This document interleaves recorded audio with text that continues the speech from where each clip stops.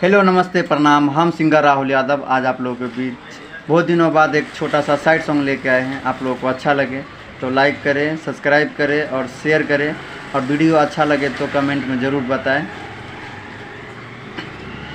किसी साथ अब टूट गइल बा दिली बहुते तरपता, किसी साथ अब टूट गइल बा दिली बहुते तरपता। एह जान हो,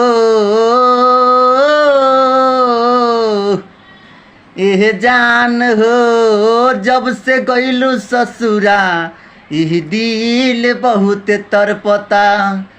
एह जान हो, जब से गइलू ससुरा ई दीवाना बहुत तरपता। तपन सुर से होती है, तरपना ज़मीन को पड़ता है। मोहब्बत आंखों से होती है, तरपना दिल को पड़ता है।